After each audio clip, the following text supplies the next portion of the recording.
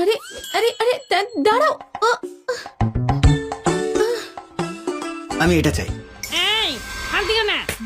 এই চিংড়ি মাছগুলো 3800 টাকা করে দাম। এটার মুড়ের নেই, আবার হাত দিচ্ছে। এটার আবার এত দাম? এখানে ডাকাতি করে সবাই, আমাদের গ্রামে এমনিই ধরা যায়। আরে এগুলোকে বোস্টন লবস্টার বলে। জিনিয়া হোটেলে এগুলো আমরা সাপ্লাই করি। তোমার গ্রামের সাথে আমার মাছের তুলনা নেই।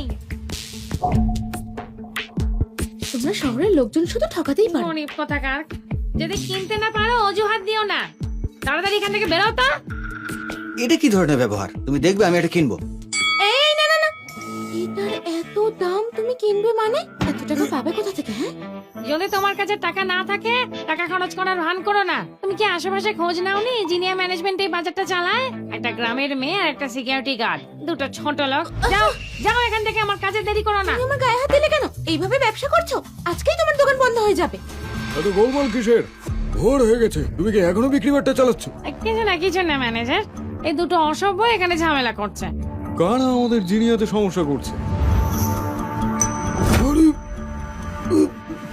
President president? প্রেসিডেন্ট আপনি এখানে কেন?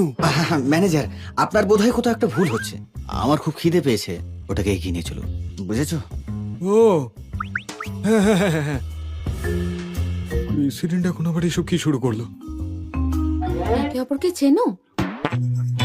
আমি আগে এই বাজারে সিকিউরিটি গার্ডের অ্যাপ্লাই করেছিলাম, কিন্তু আমার চাকরিটা হয়নি। হ্যাঁ, একদম। ম্যানেজার, এই দুটো গরিবের কোনো ক্ষমতা নেই, বড় বড় কথা, শুধু জিনিস নষ্ট করার তাল। চুপ করো।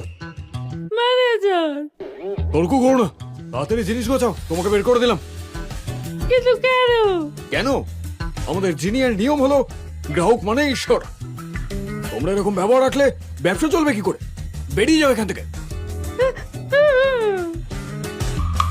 আমি তো আশাই করিনি জিনিয়া শহরে এত ভালো লোকও থাকতে পারে। হ্যাঁ, অবশ্যই। আমি জিনিয়া গ্রুপের কথা বলছি, তুমি এত উত্তেজিত হচ্ছ কেন? আর তুমি কি জানো জিনিয়া গ্রুপ আসলে ভীষণ ভয়ঙ্কর। ও ম্যাম, স্যার, আপনি কি কিছু কিনতে চান? না না, এখানে জিনিসের ভীষণ দাম। এই সামান্য লবস্টার আমরা তো গ্রামে ধরেই খেয়ে নি, এখানে তার কত দাম। চলো যাই। ম্যাডাম, আরে কি লাখ আপনার! আজ আপনি আমাদের 100তম লাকি কাস্টমার। আপনার জন্য সবকিছু 10 টাকা, আপনি যা খুশি নিয়ে নিন। সত্যি সত্যি? সত্যি, আমি দায়িত্ব নিয়ে আপনার বাড়ি পৌঁছে দেবো। সত্যি আপনি ভীষণ ভালো মানুষ। থ্যাংক ইউ কোনো সো ব্যাপার মাচ। না, কোনো ব্যাপার না, কোনো ব্যাপার না। এটা চাই নেব, সেটাই 10 টাকা। আমি কত লাকি।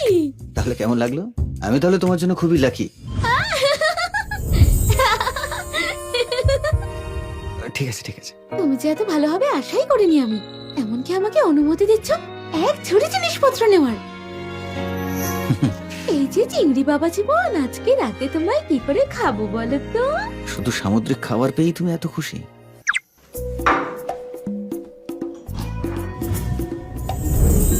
দাদু ঠিকই বলেছিলেন, একজন গুণী মেয়েকে বিয়ে করলে বাড়ি হাসি খুশি থাকবে।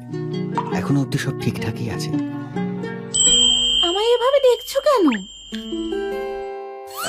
আমার খুব খিদে পেয়েছে, আমরা কি খেতে পারি এখন? দেখি শুধু বকাচকাই করো নাকি রান্নাটাও ভালো করো। খেয়ে দেখো।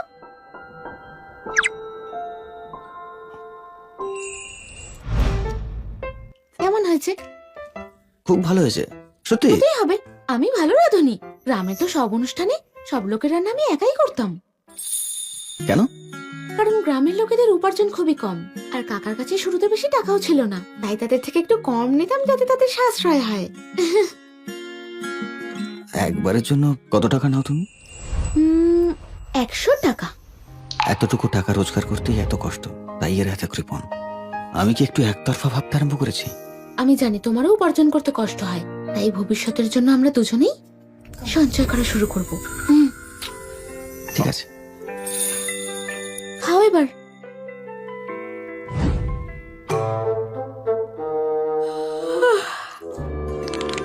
খুব ক্লান্ত লাগছে, চলো এবার ঘুমোতে যাই। হ্যাঁ? কি হলো, নিজের বউয়ের সঙ্গে ঘুমোবে না? না ঠিক সেরকম নয়, কিন্তু আমি যখন ঘুমোই আমার দাঁত কিরমির করে, নাক ডাকি ঘুমের মধ্যে হাঁটি। তাহলে ছাড়ো।